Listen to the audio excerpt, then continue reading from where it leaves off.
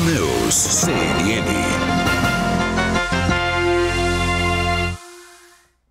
Informação que chega agora no CNN 360. Leandro, daqui a pouquinho você volta então para trazer mais detalhes, mas a informação que acaba de chegar para a gente aqui é que o ministro Edson Fachin anulou todas as condenações do ex-presidente Lula. Essa decisão do ministro Fachin aconteceu agora há pouco e a gente vai trazer todos os detalhes dessa decisão, a repercussão disso tudo. É importante a gente lembrar que esse processo aí estava sendo avaliado pela segunda turma do Supremo Tribunal Federal, então o ministro Fachin agora anulou as condenações de Lula. A gente vai trazer os detalhes disso tudo daqui a pouco aqui no 360.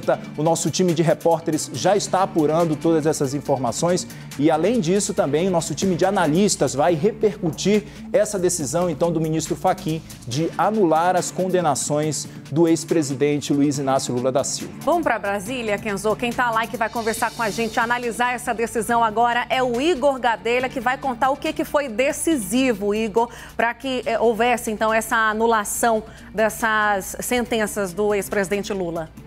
Boa tarde, Tainá. Boa tarde, Kenzo. Boa tarde a todos. Olha, uma decisão importante que pegou todo mundo aí de surpresa. A gente esperava que houvesse ali um julgamento ainda da suspeição do ex-ministro Sérgio Moro e agora o ministro Edson Fachin surpreendeu aí a todos dando essa decisão, anulando todas as condenações do ex-presidente Lula no âmbito da Operação Lava Jato. Essa decisão ela é extremamente importante porque traz o ex-presidente Lula de volta ao cenário eleitoral de 2022. O ex-presidente Lula, como já havia sido condenado pelo TRF, de Porto Alegre, no caso ali do triplex do Guarujá, ele estava inelegível, inclusive não pôde participar das eleições de 2018 porque estava inelegível em razão dessa condenação. Essa decisão do ministro Edson Fachin, se mantida, vai tornar Lula elegível, o que o traz de volta ao cenário eleitoral. A gente lembra que há algumas semanas, alguns meses, o ex-presidente Lula, ainda inelegível, tinha lançado o ex-prefeito de São Paulo, Fernando Haddad,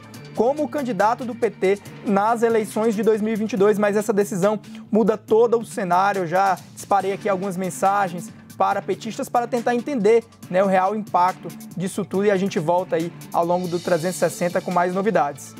Igor, e é importante a gente relatar isso e trazer a repercussão disso tudo. É claro que o nosso time de analistas ainda está repercutindo toda essa informação, então, do ministro Fachin de anular as condenações do ex-presidente Luiz Inácio Lula da Silva, o que faz com que ele, a partir de agora, torne-se elegível. Não é isso, Igor? A partir de agora, com essa decisão, assim, é claro que a gente está vendo que você está apurando ainda as informações aí, pegando todos os detalhes dessa decisão do ministro Edson Fachin, do Supremo Tribunal Federal, que acabou de decidir isso, então, anular as condenações do ex-presidente Lula. Você que acompanha a gente aqui no CNN 360 tem informação em primeira mão e toda a análise também dessa informação que acaba de chegar para você. O Igor está apurando essa informação. Igor, se você conseguir trazer para a gente um pouco dessas repercussões, a gente sabe que você já está acionando aí algumas autoridades políticas sobre esse assunto, mas eu acho que é importante a gente destacar para as pessoas que estão em casa, porque essa decisão, ela é uma decisão extremamente importante e traz um novo cenário aí nas disputas políticas, não é isso, Igor? É isso mesmo, Kenzo. O ex-presidente Lula basicamente torna-se elegível, ele já está numa idade avançada, salvo engano, tem mais de 75 anos, vou até checar aqui a idade do ex-presidente Lula, mas já havia demonstrado ali nos bastidores para alguns integrantes do PT a disposição, sim, de concorrer à presidência da República em 2022, caso a Justiça e o STF ali anulasse as suas condenações. Era esperado aqui em Brasília, Kenzo, que essa decisão aí de anular as decisões, 75 anos é a idade do ex-presidente Lula, próximo ano vai ter aí 76 anos, que é quando acontece a disputa, mas era esperado aqui em Brasília que uma eventual decisão aí anulando as condenações do ex-presidente Lula só viessem depois que o Supremo Tribunal Federal julgasse aquele pedido de suspeição do ex-ministro Sérgio Moro, que era juiz da Lava Jato, que foi responsável pela condenação inicial do ex-presidente Lula. O ministro Edson Fachin, então, se antecipa a esse julgamento e já declara aí a nulidade de todas as ações que condenaram o ex-presidente Lula. Essa decisão do ministro Fachin vem aí na esteira, Kenzo e Tainá, dessa divulgação das mensagens, né, que foram hackeadas de integrantes da Força Tarefa da Lava Jato, que colocaram muito em xeque, né, e todo o método usado pela operação ao longo desses últimos anos. Isso, né, essas mensagens, o ex-presidente Lula, a defesa do ex-presidente Lula teve acesso a essas mensagens. A gente divulgou aqui na CNN, meu colega Caio Juqueira divulgou algumas dessas mensagens, né, que tornaram questionável todo o método da Operação Lava Jato, e agora o ministro Edson Fachin dá essa decisão aí, trazendo o ex-presidente Lula de volta para o cenário político e principalmente eleitoral. A gente costuma dizer aqui em Brasília, Kenzo, que a eleição já está aí.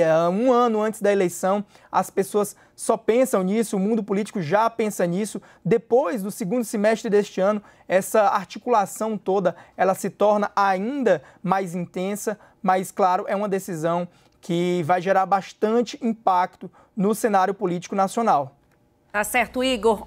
A gente pode, então, seguir aqui para São Paulo para falar com o Yuri? Eu tenho uma informação aqui. Vamos lá. Eu tenho uma informação aqui da assessoria do Supremo Tribunal Federal. A assessoria informou que, em tese, essa decisão do ministro Edson Fachin ela não deve ir para o plenário, a não ser que alguém recorra contra essa decisão. Aí sim, ela será levada para o plenário do Supremo Tribunal Federal. Vamos esperar aí se alguém vai recorrer dessa decisão do ministro Edson Fachin. Eu imagino que os integrantes da Força Tarefa da Lava Jato em Curitiba ou até mesmo o Ministério Público possam recorrer dessa decisão. Aí sim, ela será levada para o plenário do Supremo, onde os 11 ministros vão analisar isso. Se ninguém recorrer, segue valendo a decisão monocrática do ministro Edson Fachin. Tá certo, Igor. A gente vai conversando. Então, qualquer coisa, você acione a gente aqui no estúdio de São Paulo. A gente continua em São Paulo, mas para falar com outro analista, com o Yuri Pita, que também traz a sua análise e informações que complementam essa apuração. Yuri, é com você.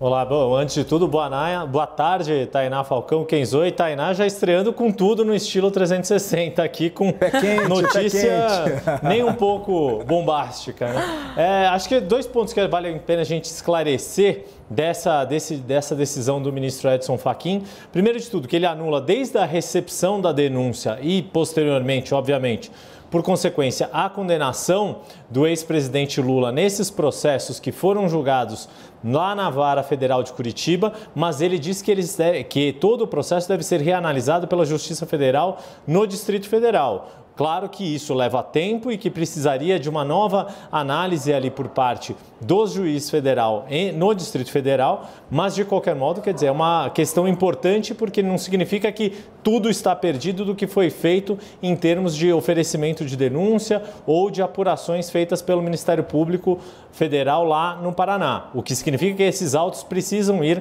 para uma outra jurisdição que é a do Distrito Federal. E por que havia esse questionamento, né? Desde o início da Operação Lava Jato, ou pelo menos dessas acusações e denúncias que foram feitas contra o ex-presidente Lula, havia um questionamento por parte da defesa de Lula se dizia respeito ou não diretamente aos casos da Petrobras, que tinham dado origem à Operação Lava Jato. Na verdade, primeiro um esquema de lavagem de dinheiro que depois se desdobrou em uma série de investigações relacionadas à Petrobras. E essa conexão que sempre foi mantida pela Operação Lava Jato e sustentada pelas decisões do então juiz Sérgio Moro, que são objeto do questionamento jurídico e por isso que, do ponto de vista processual, pode ser considerado anulado nesse momento.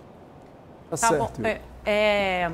Yuri, só para a gente reforçar um pedacinho aí da sua fala sobre como é que pode ser o efeito dessa decisão, então, e quem pode se beneficiar, que outros sentenciados, conhecidos aqui do público, né, podem se beneficiar dessa decisão, na esteira da decisão do ex-presidente Lula. Pois é, a grande questão, Tainá, a gente precisa ali compreender um pouco mais todos esses efeitos, mas pelo que ficou ali numa primeira lida do que decidiu o ministro Edson Fachin, tem a ver exclusivamente com essas ações que envolvem o ex-presidente Lula, e aí, claro, que aqueles réus que estão conexos a esses processos é que podem também dizer que os seus casos não deveriam fazer parte da jurisdição ali da Vara Federal de Curitiba.